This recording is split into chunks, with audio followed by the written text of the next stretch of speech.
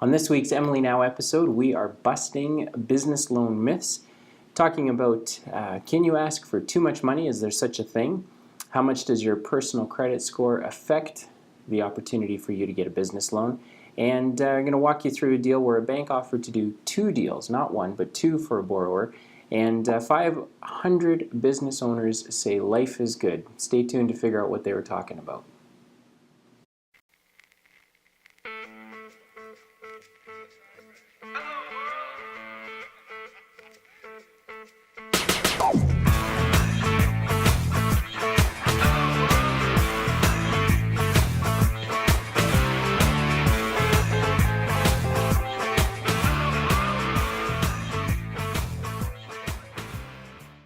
My name is Dylan Gallagher, founder of EmilyNow.ca. This is our weekly Emily Now episode where we talk about all things debt with a focus on mortgages and loans. We put these episodes together because we believe that if you know more, that you can do more, and do more might look like saving for the future, investing in new opportunities, or being able to give back to the community around you. And so we do this also to promote our online platform, EmilyNow.ca, where we're making it easier for individuals and businesses to access financing. You can find us on Twitter at Emily Now Canada. You can like us on Facebook, subscribe to us on YouTube, find us on Google+. Although I heard Google+ is, they might put that away for a while. Anyway, you can find us in the social channels. We'd be happy to connect with you. You can leave us your comments, your questions, and who knows, they might be featured on an Emily episode in the future. Let's get this episode started with our first question, which is, if I ask for more money, is there less of a chance that I will be approved for a loan? That's a great question, and you'd be surprised at how many times we get that question asked. The short answer is no. If you ask for more money, it doesn't mean that there is a less chance that the bank is going to approve your request, and that's because banks make the decision off of math, primarily. They're using calculations for the criteria to make sure that your business can meet the criteria. Do you have enough equity? Do you have enough income? Have you been around long enough? And what you might not know, a factor that you might not know about, which also plays into the decision, is this the kind of deal that a bank wants to do? It's a common myth out there that all banks want all business from everybody who qualifies. And that's just not true. In fact, many businesses are surprised to learn when they visit with their bank that they might visit Bank A, and Bank A might say, we'd like to do this deal and we're going to do it at 6%. And then they walk across the street to Bank B, and Bank B says, oh, we really like that deal. We'll do it for 4%. And the business owner goes, how can there be a 2% difference? And that's because banks have a portfolio of loans, and within that portfolio of loans, they will have rules about how much business they can do in the different sectors in the marketplace. So manufacturing, oil and gas, retail, professional services, etc. And depending on what time of year you catch them, they might have already lent out most of the money that maybe they've allocated to that particular category. So the amount that you ask for does not affect your ability to get approved, and it in fact is based on math and whether or not the bank is interested in looking at the type of deal that you're presenting to them. Moving along to our second question, when qualifying for a small business loan, will the bank only base it off my personal credit score? The answer is no, with one exception. There is a bank in the country that up to a certain loan amount really does base it primarily off of the credit score. But generally speaking, the answer is no. Credit score is one aspect of many different aspects that the bank is going to look at.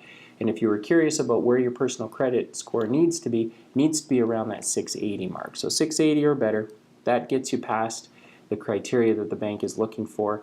But there are also other variables, and the biggest one is primarily, can your business afford it? Can they meet the math that's required for the bank?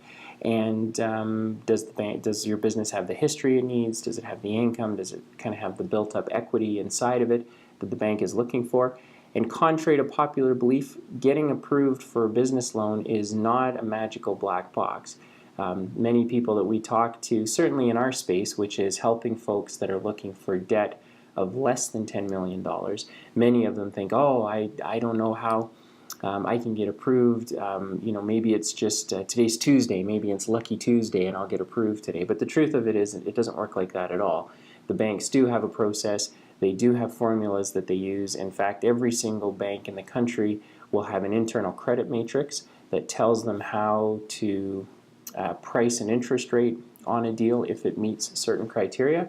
And so more specifically, does your personal credit score become the only criteria that the bank uses? No, it's one of many, and you definitely should take the time to figure out what that is. And in both of these questions, you can visit emilynow.ca and get those questions answered for you. The one myth is, does this particular bank want our business? And the answer you can find at emilynow.ca. If you're looking to figure out, is your personal credit score high enough? Does your business have the finances that it needs to have in order to be approved? Visit emilynow.ca and you can get that question answered for yourself.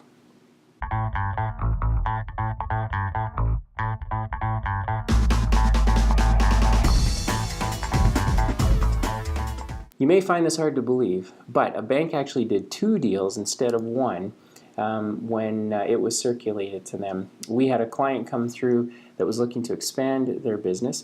They had a piece of real estate that they had their eye on. They've been in operation for a decade, so pretty steady business. Their cash flow was pretty consistent. Their revenue was pretty consistent. They were very prudent business owners, but they were seeing in the particular marketplace that they were in that there was a chance maybe to take on some additional business, but they needed to expand their physical location in order to do that. So they had found a property, and they had saved up maybe 10 or 20% in cash over the years to be able to purchase this property. And when our deal package was put together and went out to the bank came back and said, you know what? Tell the borrower that they can keep their cash. We've noticed that they have a house and they've done a good job at paying off their house. Tell you what we'll do. They can buy the new building. We will give them all of the financing for it, and we'll take a collateral charge on their house. So they actually don't have to put up any money whatsoever. And instead of using that cash that they've saved to lock it up in a piece of real estate, now they can use it to maybe cash flow their operations as they continue to grow. So much to our surprise, that was an amazing opportunity for this client. They were more than thrilled. The pricing was prime plus 1.5, which is a pretty unbelievable deal. And they didn't have to put up any cash. And you know what? The irony of it is that they were waiting to save up all of this cash so that they could meet the criteria that the bank was looking for. And because they'd done such an amazing job with their business, by the time they went to go and visit the bank was more than happy to actually give them more money than what they had asked for, which is highly, highly unusual. And so you just never know. They maybe could have bought in that building a little bit sooner had they known. But nonetheless, there's an example of a bank that did 2 deals when they were only asked to do 1. And who knows, maybe that could be your business next time.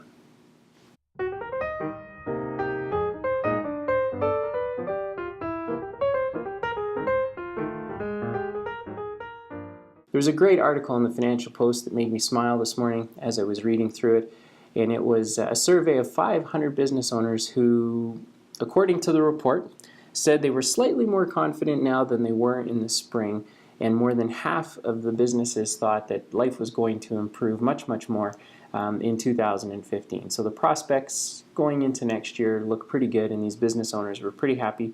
Interestingly enough, business owners in BC were the most optimistic. And so if you're a business owner, where would you fall in on that spectrum? Do you think that given the economic downturn that we've just come through, maybe not just come through, but maybe everyone has now realized we're sort of through it. As a business owner, do you see light at the end of the tunnel? Do you still think it's tough to do business? I know in our experience, what we're seeing, and we have seen this for years now, because we work with businesses that are looking for less than $10 million in debt, what we have found is that most of them use their cash to survive the downturn. They've retooled their businesses, and while they've come out on the other side, their margins are a little bit thinner, but you know what? Entrepreneurs and business owners are pretty amazing. They found a way not only to make life work, but they found a way to be profitable over the last couple of years, and now their prospects, I think for the future with the clients that we're seeing, look pretty good as well. Thinking of a few that we've helped over this past summer where, yeah, I would say they're definitely optimistic. I mean, they're making decisions to position themselves for growth. They are still, cautious about the capital that they're borrowing, although they're not so concerned about the interest rate that they're paying today. Most times because the transactions that we get involved in are really multiple transactions. Usually we'll help facilitate a closing on a property or the purchase of a partner, and then we'll look to do a takeout transaction kind of after that. So I think I would share the sentiment that is seen in the survey, that we're seeing that business owners are pretty happy as well. I think, as you may have heard me share before, that if you're a business, you've made it this far, you're definitely well positioned to go into the future. I just finished reading a book called What I Learned Losing $1 Million, which is an older book, but it was an interesting read nonetheless on the psychology of how people lose money. But I share that because I think it's important that, notwithstanding there might be a light at the end of the tunnel, that a prudent business owner still has a plan. And maybe it's not articulated month over month, but certainly quarter over quarter or year over year, they should have an idea kind of where they're going, so that as life gets a little bit bumpy, or as the economy gets a little bit bumpy, that their business isn't shaken out of place. And so it was neat to see this article. It was neat to see that the optimism, generally speaking, across the country is that things are okay, and going into next year they're going to be better. So hopefully that encourages you a little bit if you are a business owner operating a business in Canada. That concludes this week's Emily Now episode. I'd encourage you to check out past episodes to maybe see some of the other topics that we've discussed. Obviously, would ask you to visit emilynow.ca if you need financing for your business. We're making it easier for you to access financing. You can get a score. You can see what your options are based on that score. It doesn't cost anything to use it. And if you want to take it to the next step, we're obviously there to help you, and we'd be happy to do so. So thanks for tuning in, and we'll catch you on next week's episode. Take care.